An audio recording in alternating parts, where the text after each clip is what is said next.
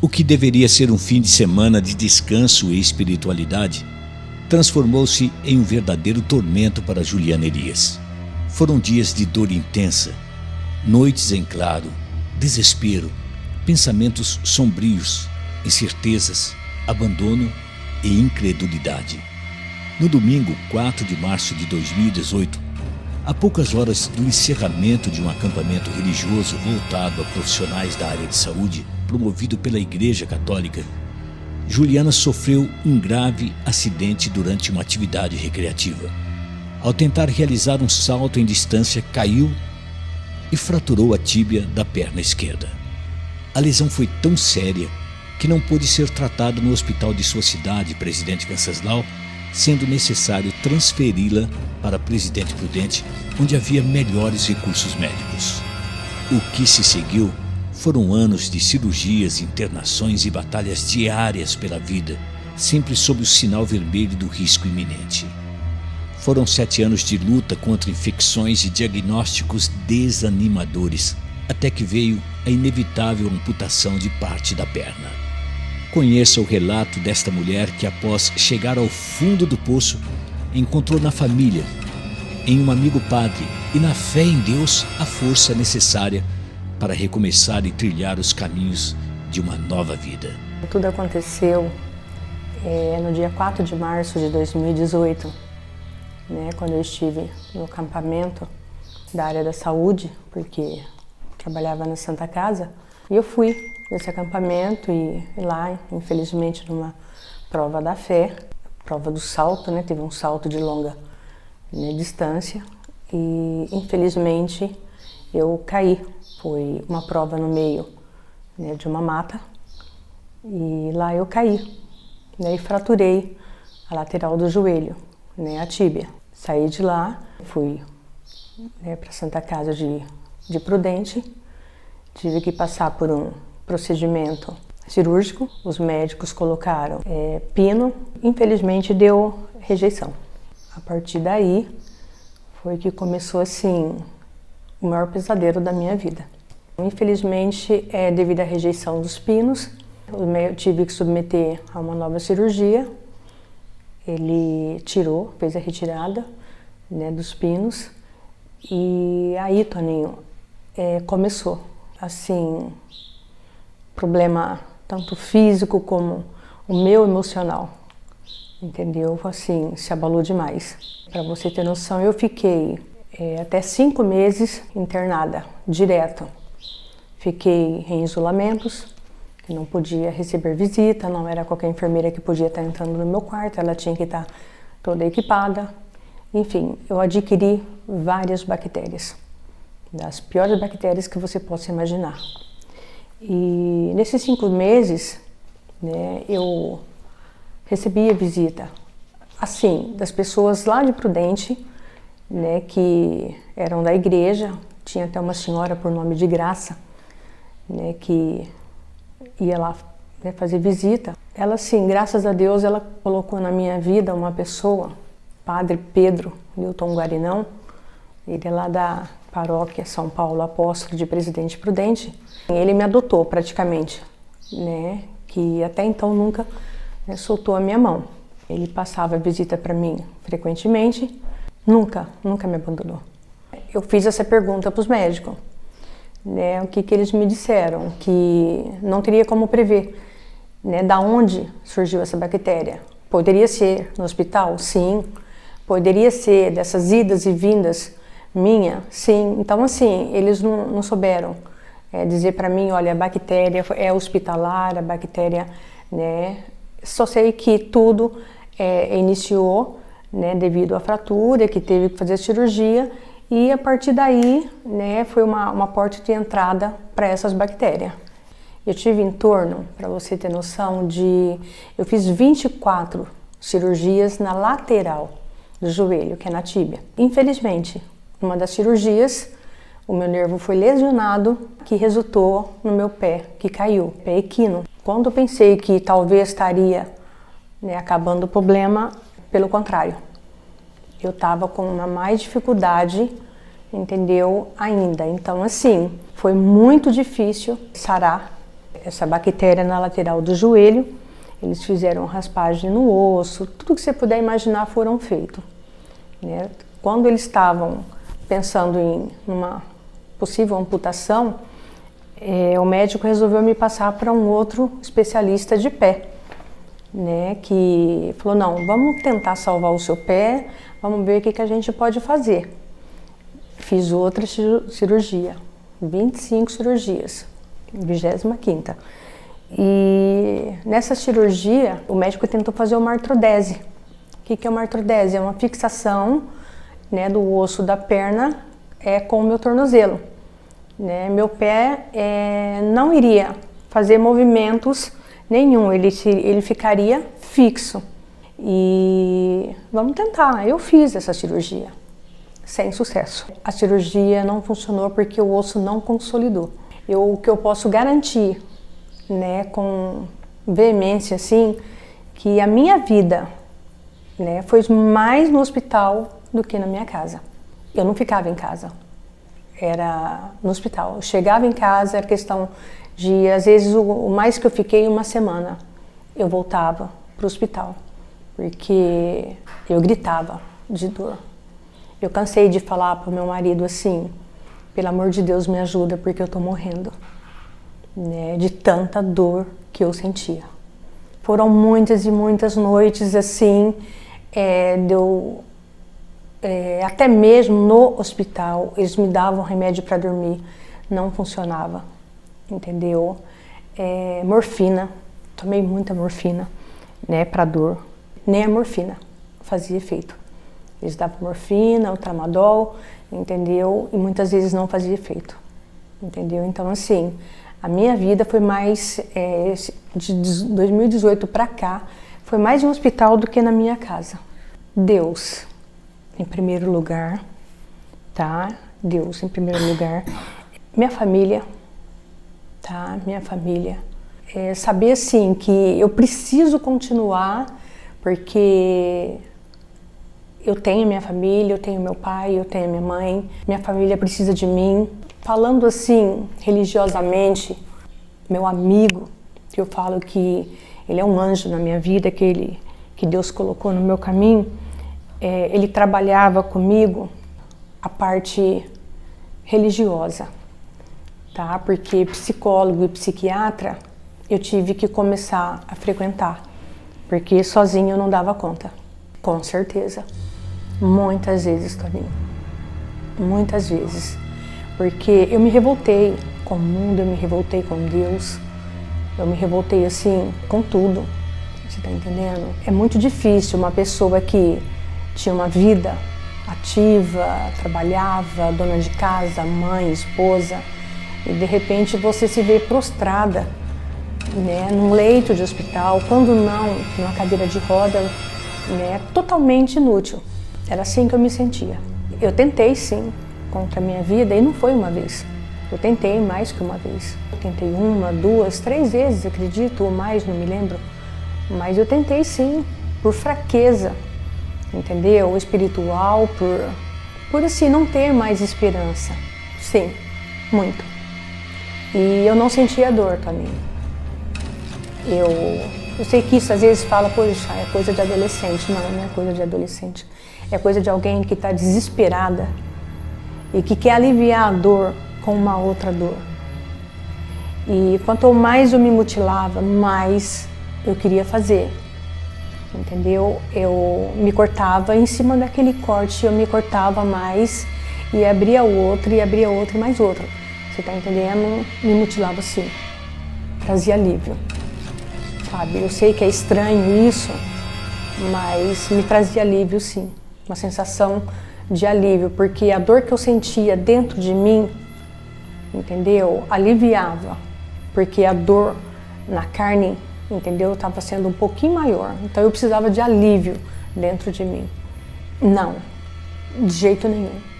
Tanto que a psiquiatra falava para mim internação, que eu precisava internar, porque ela cuidava de mim, ela era responsável por mim, e ela sabia de tudo que estava acontecendo e ela não podia fazer vistas grossas, eu precisava de internação. entendeu?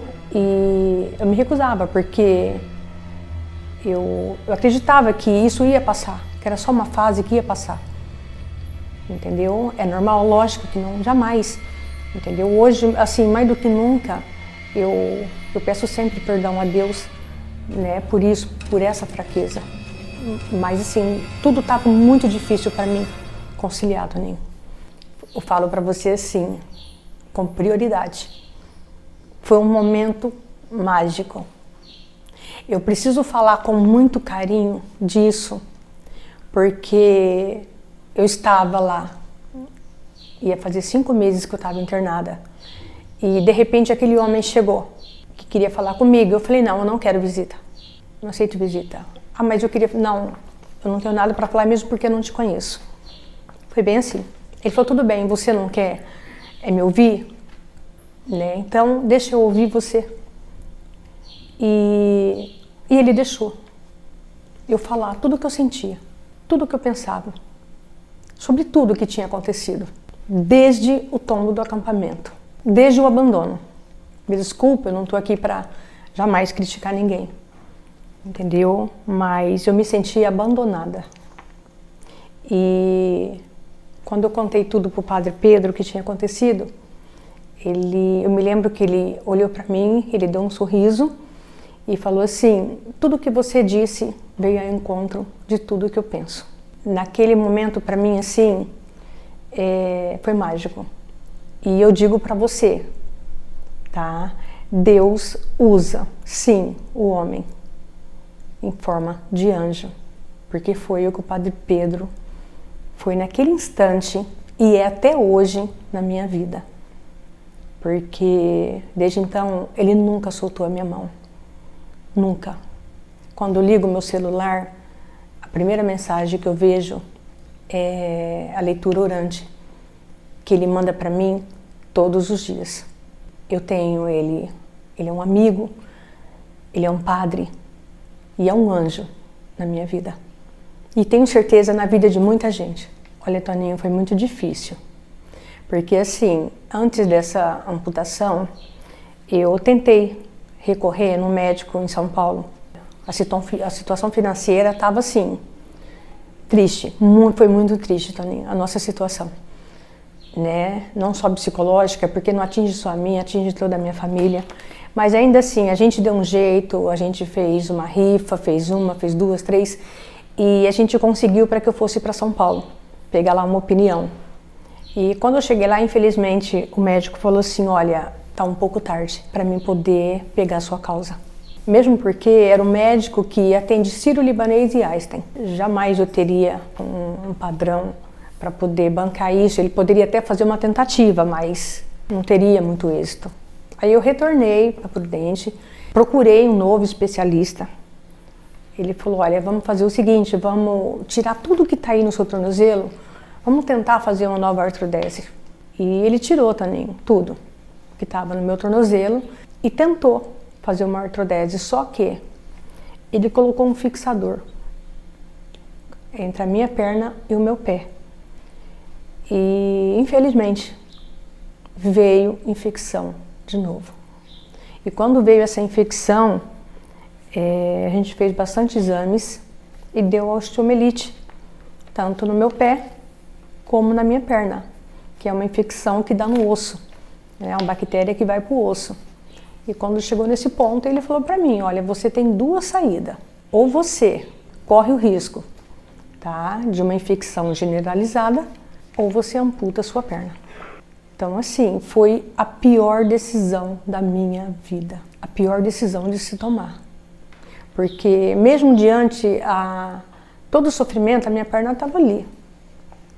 E eu sabia que ela ia ter, né, que sair dali.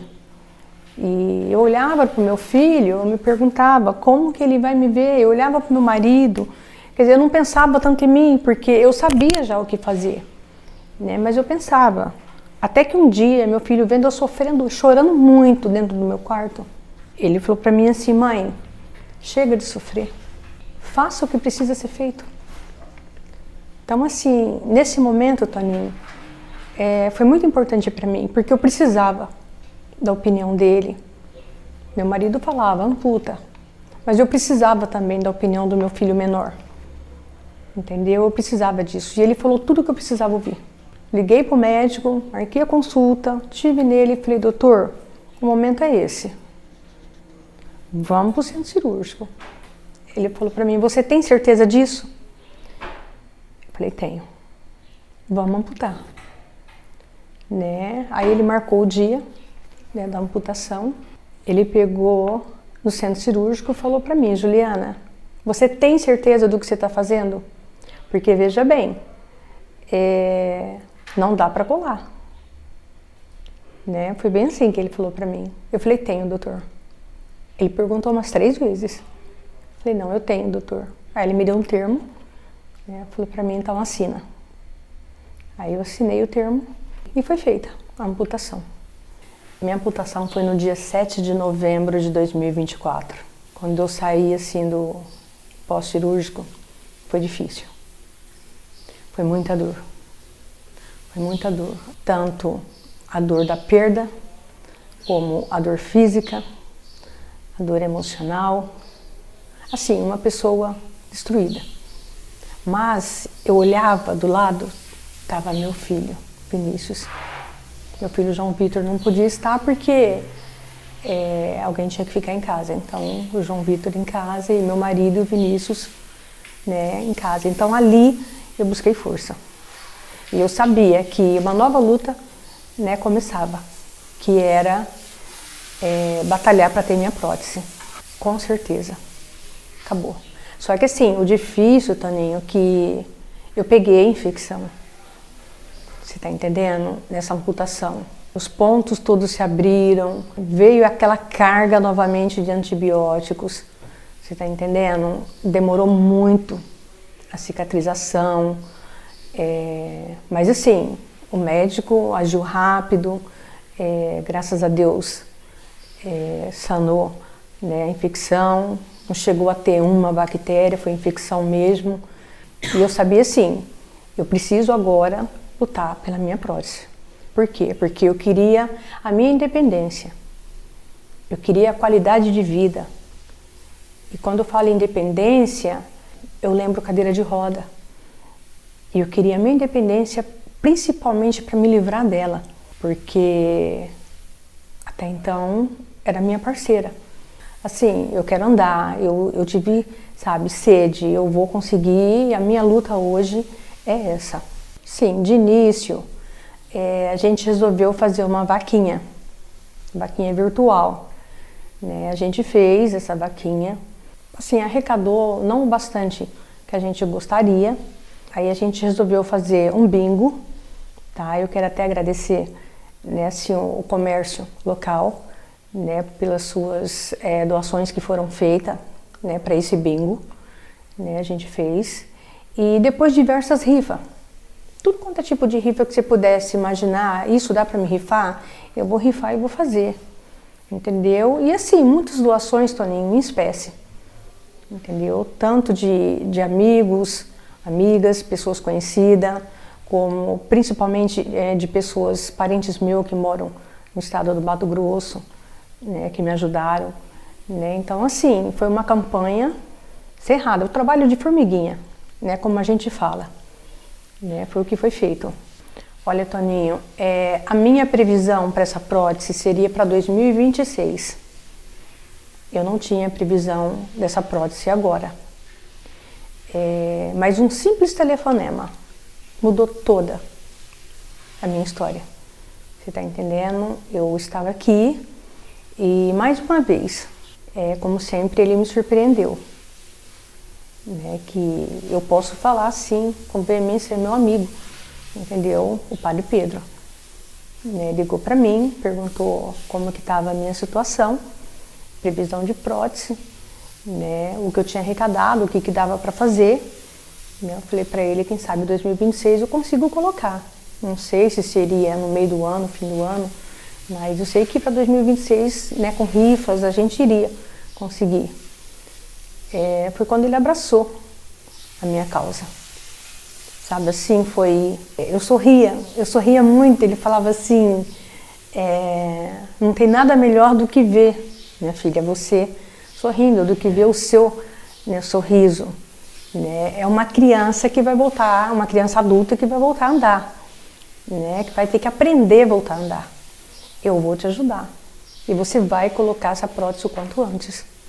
Tive no protético, né? Ele avaliou que prótese que seria, né, ideal para mim. Eu pude dar tudo aquilo que foi arrecadado, né? E o restante, né, o padre Pedro se incumbiu de pagar, né? Que são parcelas, né, e que ele vai pagar. Isso. Então, assim, é uma pessoa muito especial também na minha vida. Eu renasci.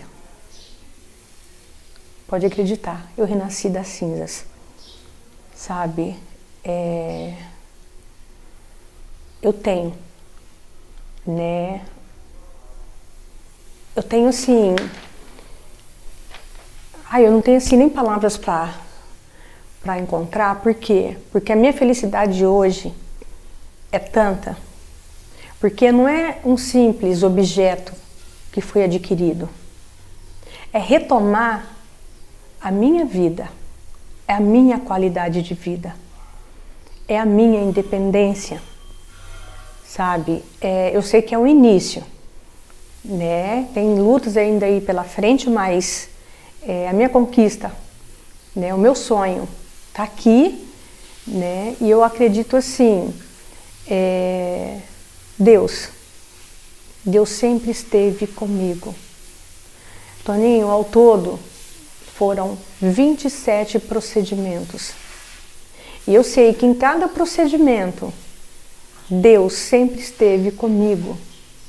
Deus sempre me deu livramento de cada cirurgia que eu fiz naquele centro cirúrgico. Então, assim, Deus tem propósito na minha vida. E hoje eu falo para muita gente, muita, né? Eu vou e quero fazer a diferença na vida de muita gente.